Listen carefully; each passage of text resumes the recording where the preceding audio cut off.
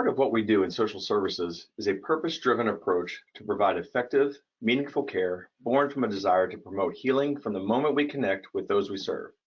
To do this, it's imperative that we have a complete picture of a child or individual situation. That means we have to not only understand the current situation, but demonstrate a thorough knowledge of their complete past. Things like what led them to today? How did their life arrive to the current situation that they are facing? What has helped or hurt them in the past? Who has been a support and positive influence? Or how about this? What if we were really able to dive into a time when things were going well? For many child welfare agencies, the essential information they can use to truly apply a trauma-informed care approach gets buried, lost, and even forgotten. Hi everyone, I'm Rich Bolin, Vice President of Child Welfare here at Northwoods, and this is Human Services Huddle. In today's video, we'll be talking about trauma-informed care and how technology can be applied to your agency's practice. So with that, we'll jump into a demonstration of Traverse. So what you have in front of you is Northwood's Traverse system, and what we have done with Traverse is for a long time we've been bringing content in and helping digitize that for organizations. And because we've been able to do that with cases over time, we've continued to work directly with workers to be able to kind of show different things that they've been able to do with that information once it's digital. What they've asked us to do is say, gosh, I wish I could really dive in to see what all is there. So what you have in front of you is a real case. We've sanitized this case and protected the confidentiality nature of the information that you'll see, but it's real actual documents. First thing I'm going to do is kind of orient you to the way that Traverse is set up and the way it works. So across near the top here, there's a large green banner that has a series of tabs. And then you also see below that a couple of panels. It's just a way that we organize information so we can keep that consistent, because the last thing we want workers to have to do is worry about how to use the system and just be able to kind of navigate things that makes the most sense to them and feel comfortable to them as they go through. So what I'm going to do is on the tabs here near the top is one of the tabs is called Content. And what I'm going to do is select the Content tab. And when I go to Content, what it's going to do is start to load all the information into the case. So one of the things that we were excited about is really looking at the way that trauma-informed care practice is going to influence not only the way that you deliver practice, but the whole culture of your organization. And so to truly apply a trauma-informed care approach requires that we no longer ask what is wrong with the person or situation. Instead, we seek to understand what has happened to this person or this family.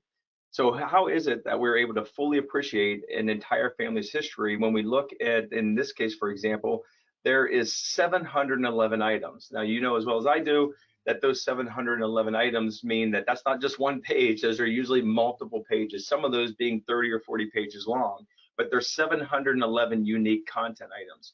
Not only is there a lot of information, what I'm going to do now is I'm going to scroll down towards the bottom of this content list and show that there is plenty and plenty of pages that have a list of content. I'm going to skip all the way to the end. And so you can imagine having a full and complete picture of the trauma that has already been experienced is more than difficult when you're looking at this much information. And one of the things that's really important about trauma-informed care is we want to avoid creating any additional trauma. Or even worse, right? We want to make sure that we don't accidentally walk into deep waters where we could cause triggers just because we're trying to learn and understand the people that we're working with. Traverse provides you with the opportunity to get in before I even have my very first conversation and see some of those really important things. So for example, I skipped all the way to the end of this, and you can see the documentation in this case had been coming in since 2000, 2002. By simply clicking on one of these items, I get a quick image of exactly what that document looks like. I can also, on the banner up here, again, that's where the workers will go just to navigate in the way that they want to use, easy to use different parts of things in Traverse. I'm going to click on the text so I can see a text version of that same document. That's how we do our analytics, by taking a text version of that actual document that you see. So one of the most important things that we know in a trauma-informed care approach is that when we're seeking to have those type of conversations, or even apply something as recent as we've seen a lot of child adolescent needs assessments that are really being used now to help understand the family's history and what has already occurred. But there are three main things that we want to do while we're developing our trauma-informed care practice. One is we want to recognize what has already occurred, especially the trauma that has already occurred. The next thing is we want to make sure that we prevent any unnecessary duplication of assessments that have been done by multiple people, because we just continue to ask what has already been asked. Again, this history and this information goes back to 2002, 2003, and even the one document in there from early 2000.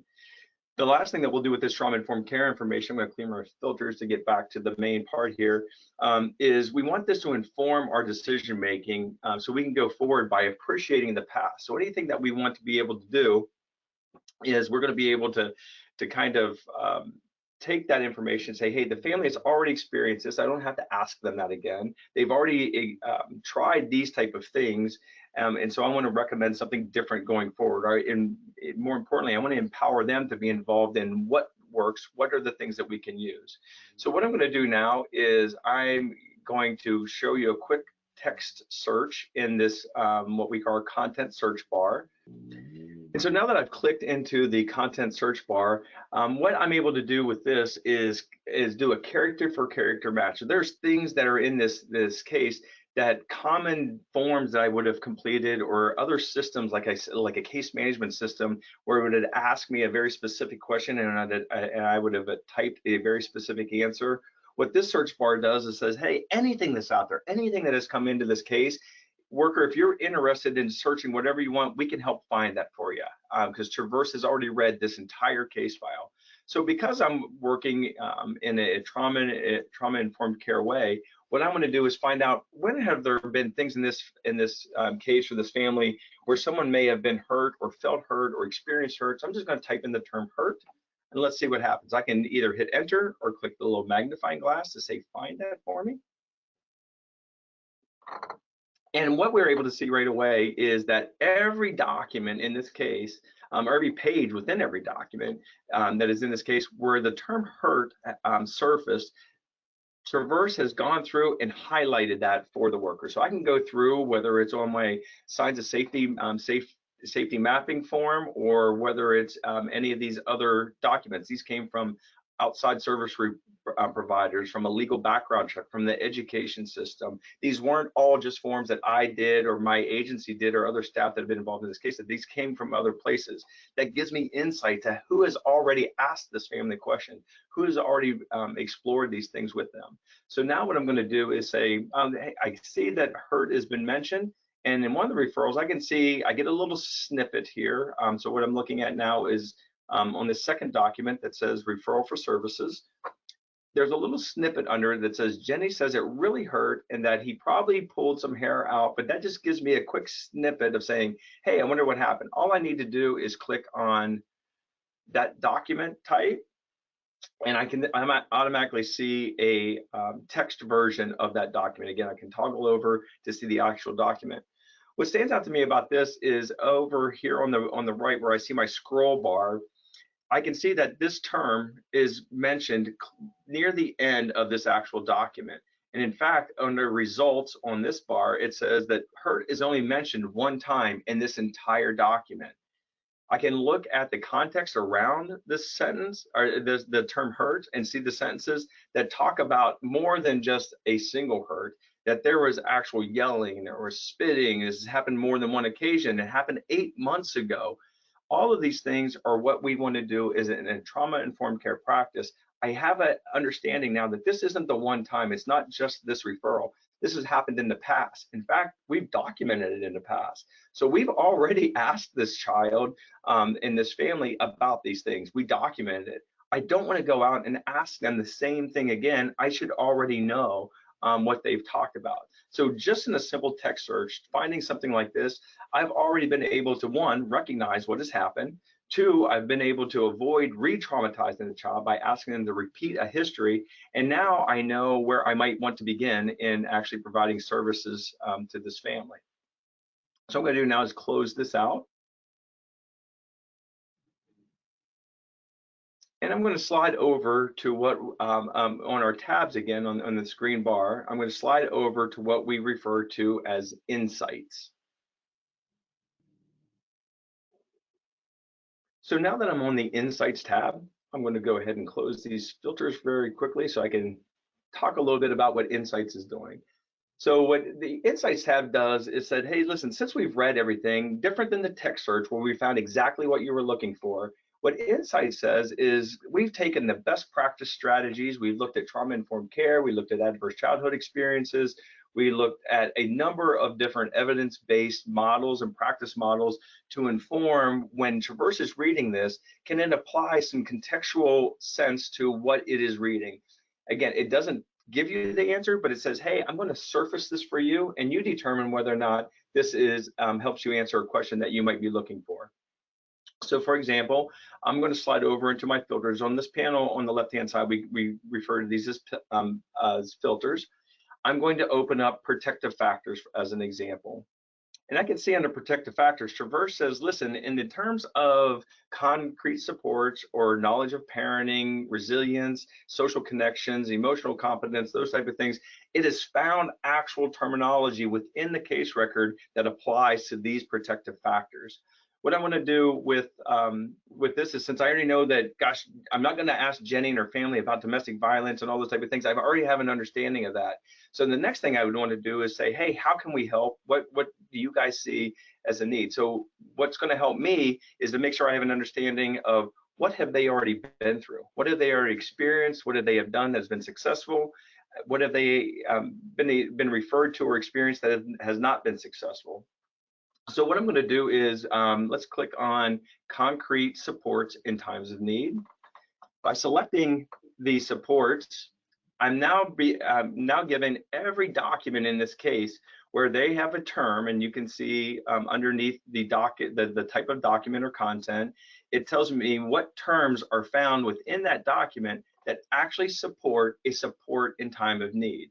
So, and I look at counseling, treatment, employment, some other things in here, shelter, transportation, all those things that are specific to concrete supports in a time of need.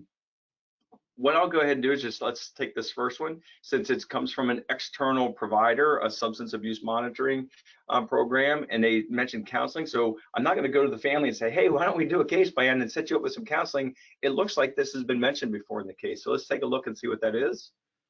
By opening this up, I can see, gosh, there are 18 mentions in this one document about counseling. For me, I'm one of those old school social workers. I like to see the actual content. So when I switch over to see the actual document, I can scroll down here to the bottom where I knew that Traverse had found the terms counseling. And I'll blow that up and I can see that they were attending counseling. So not only in 2016, based on when this information was collected, they were not only involved with counseling or referred to counseling, they actually participated in counseling. I can see a number of times that the family attended counseling. So now in a trauma-informed care approach, instead of asking them about being involved in counseling, would they go to counseling, I can ask them what their experience was like when they attended counseling, and where was that helpful, and where was it not helpful? So they can feel empowered and be in charge of kind of helping us design what's going to happen next. So as we continue to work with a trauma-informed care approach, now that we've been able to recognize what they've already been through, we can avoid that second part that we talked about earlier, and that is reassessing them or asking somebody to put the family through something that they had already experienced. A final thing that I want to show you here in Traverse as we talk about the how Northwoods Traverse can directly support your trauma-informed care practice is I'm going to switch the tabs again here on the green banner. You can see one of the tabs says events. Found this really helpful. Actually, when we were doing some training with one of the agencies that we were working with, it was a worker that spoke up in the middle of the training and said, gosh, I can kind of see cycles that are happening, because what events does in Traverse is it says, listen, I look for specific things that are activities that actually happen. That's an event. And it looks at the date that those happen. So basically what Traverse is starting to do is it's kind of creating a timeline for me. What I can do with this timeline is because it's found all these different events, I can either filter by a specific date. Hey, I just want to see the last 6 months, or gosh, since there was a period of 2003, 2004, and 2005, I wonder what things look like then. I can select a specific amount of dates, or I can do it by event type. And what we're currently working with in Traverse is our three distinct event types. What I'm going to do first is kind of just look at medical. It's one of the easier ones because those are pretty self-explanatory and why they're events. So what Traverse does is every place in the case that it found something that sounds like it was describing something that was related to a medical type of activity, it's isolated that content and presented it here for me so I can see. And then I can also see the actual date that this became known to our organization. So whether it was a neurological, whether it was getting medical history or a drug test or even prescriptions, that was a medical thing. And I can now identify in a timeline when those things happen. This has become really, really important in trauma-informed care approaches, because one of the things that we want to make sure we avoid doing is accidentally setting off any triggers that might happen because we were simply asking a question that we didn't know about. And all of a sudden, mom is very concerned because she has to relive or recall a time when there was a serious medical condition or something going on in the family that was really traumatizing to her. So by having a quick snapshot, we're able to alleviate that. Though one of the things that I found that was really, really powerful in this way of organizing our content through events is in what we refer to as transition. So over on the filters, I'm going to turn off medical. I'm going to ask Traverse to hide the medical and show me only transition. Transition came about for Northwoods because we wanted to show how many times kids or families were moving about. What the field told us was that they're really interested in the number of interruptions that might have happened in the care of a family or of a child. So there are lots of things that happen in transition. Somebody that gets displaced or gets admitted to someplace or discharged from someplace. So what we've done with transition is every activity that sounds like it's describing some type of they shall be placed with, they're currently living, they were granted permanent custody, they're in sheltered care, was admitted to, all those things tells Traverse that, hey, there is a lot of different activities that are going on. Because it does it in a timeline, what workers were able to see and what the worker in our training was able to point out for us was they were able to see cycles that have happened. And so when I was looking at this case, for example, we can see that, you know, from the fall to early to the mid part of winter, there always seems to be something that goes on with this family. When we scroll through, I don't see anything that's really going on in the spring and the summer. But man, fall and winter, that seems when, whether because of what was going on with the family or because that's when previous agency involvement had them active in those ways. Regardless of how they got there, those are going to be things that are sitting on the calendar that they know that happen about this time every year. It's very helpful as a worker to know, hey, this is when things could feel really stressful for a family. So I hope this helped. I hope that kind of getting a quick understanding of the way that Traverse and the power of being able to see a holistic view of a case history and all the information is able to provide you with the means to promote trauma-informed care within your organizations.